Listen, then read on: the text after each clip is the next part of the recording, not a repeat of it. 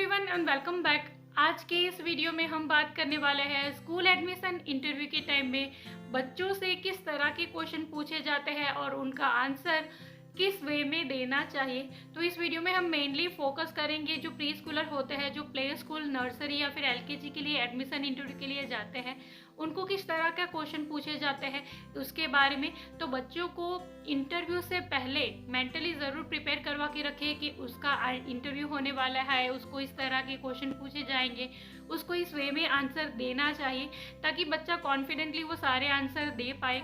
क्योंकि बहुत बार ये होता है कि पेरेंट्स पहले से बच्चों की प्रिपरेशन करवाते नहीं एंड बाद में फिर वो बोलते हैं कि इसने तो कोई आंसर नहीं दिया ये वो। तो ऐसे बहाने आपको नहीं बनाना, आप बच्चों को पहले से अच्छे से प्रिपेयर करवा के लेके जाएंगे ताकि बच्चा सारे आंसर कॉन्फिडेंटली दे पाए। क्योंकि बच्चों को ऐसे भी कोई क्वेश्चन नहीं पूछे जाएंगे जो उसको पहले से नहीं पता होंगे। तो ज़रूरत है सिर्फ एक प्रैक्टिस की, बच्चों की एक प्रैक्टिस ज़रूर करवा के रखें क्वेश्चन के आंसर देने में ताकि बच्चा अच्छे से आंसर दे पाए। तो ये जो बच्चों का इंटरव्यू होगा वो बिल्कुल इनफॉर्मल वे में होगा। जिस तरह से हम जॉब के लिए इंटरव्यू के लिए जाते हैं, वहाँ पे जिस तरह का माहौल होता है बच्चों के साथ ऐसा नहीं होगा। बच्चों का बिल्कुल इनफॉर्मल वे में इंटरव्यू होता है।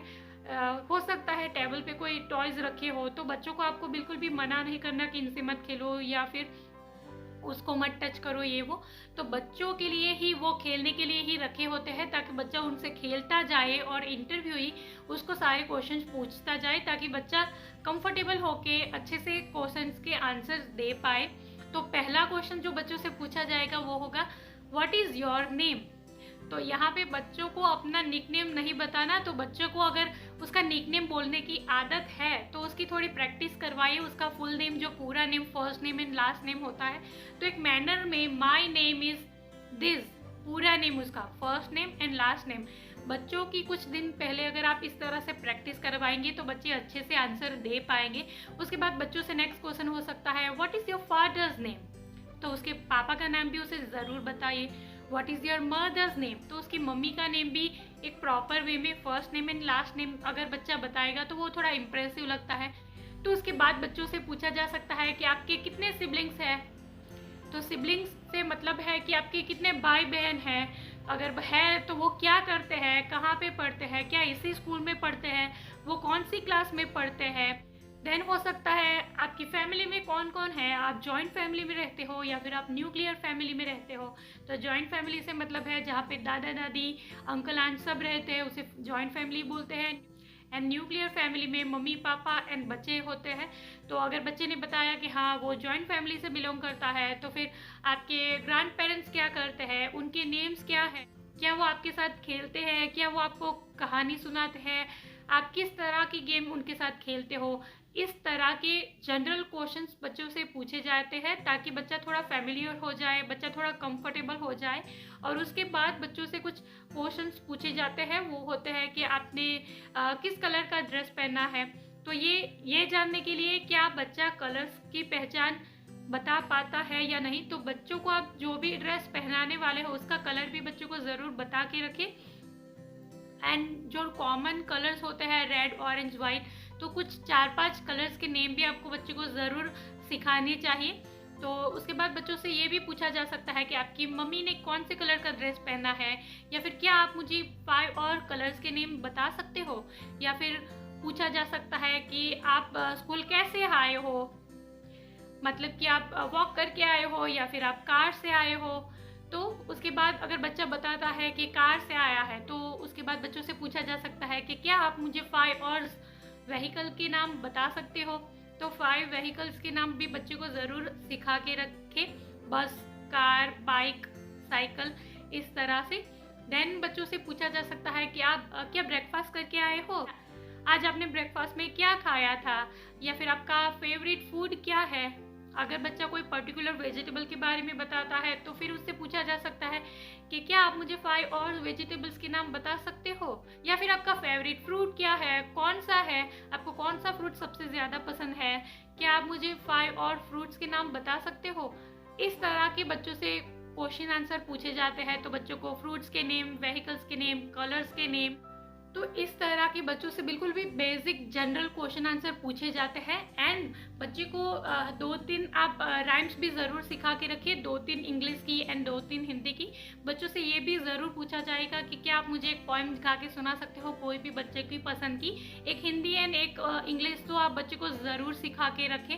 उसके बाद बच्चों से ये भी पूछा जा सकता है कि क्या आप मुझे अल्फ़ाबेट सॉन्ग गा के सुना सकते हो, जो होता है ABCDEFG, या फिर ABCD की पहचान भी बच्चों को ज़रूर आनी चाहिए। कोई पर्टिकुलर कोई अल्फ़ाबेट भी बच्चों को ज़रूर वो दिखाएंगे और उससे बच्चों से पूछा जा सकता है कि ये कौन सा अल्फ़ाबेट है, ये भी बच्चों से पूछा जा सकता है। या फिर बच्चा अगर कोई पर्टिकुलर खेल रहा है, वहाँ पे कोई शेप्स के साथ खेल रहा है, तो बच्चों को ये भी ज़रूर पूछा जाएगा कि ये कौन सा शेप है, ट्रायंगल, स्क्वायर, सर्कल, इसकी भी पहचान बच्चे को ज़रूर होनी चाहिए।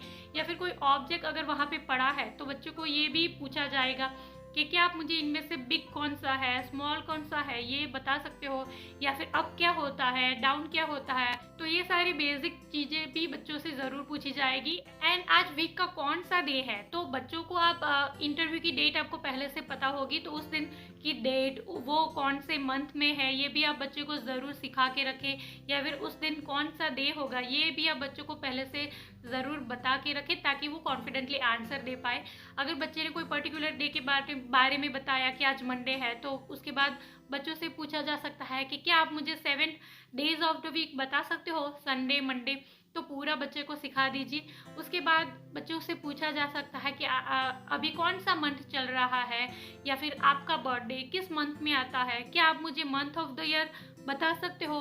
तो जनवरी, फरवरी भी ज़रूर बच्चों को सिखा के रखें। या फिर आज कौन सी डेट है, तो बच्चे ये जनरल चीज़ों से कितना अवेयर है, या फिर बच्चों को ये बेसिक नॉलेज कितना है, या फिर वो कितना कॉन्फिडेंटली आंसर दे पा रहे हैं, ये सारी चीज़ें इंटरव्यू ऑब्जर्व करता है, देखता है।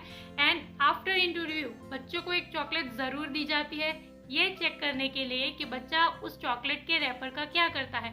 तो बिल्कुल बच्चे को वो चॉकलेट खाने दीजिए, लेकिन बच्चे को ये ज़रूर सिखा के रखिए कि चॉकलेट खाने के बाद वो रैपर डस्टबिन में ही डालना है। हो सकता है बच्चा डेस्क पे रखे, टेबल पे रखे, चेयर पे रख दे, तो ये बिल्कुल सही नहीं होगा। बच्चे को ज़रूर बता के रखें, तो उसको वो रैपर डस्टबिन में ही डालना है। तो ये तो एक हैबिट हो गई। अगर बच्चे को जनरली घर पे भी कोई भी रैपर डस्टबिन में डालने की आदत है, तो बच्चा वहाँ पे भी सेम ऐसे ही करेगा। तो इन शॉर्ट बच्चों को बिल्कुल भी बेसिक नॉलेज होना ज़रूरी है और कॉन्फिडेंटली आंसर देना ज़रूरी है। तो मेंटली जब बच्चा प्रिपेयर होगा, आप अगर उसकी अच्छे से इन सारे क्वेश्चन की प्रैक्टिस करवाएंगे, तो बिल्कुल बच्चा सही से आंसर दे पाएगा। एंड बिल्कुल ये ज़रूरी नहीं कि सारे क्वेश्चन जो बच्चों से पूछे जाए वो सही आंसर देना कंपलसरी है। हो सकता है बच्चा कई बार कंफ्यूज हो जाता है तो नहीं देता, तो इट्स ओके, इसमें कोई बड़ी बात नहीं है।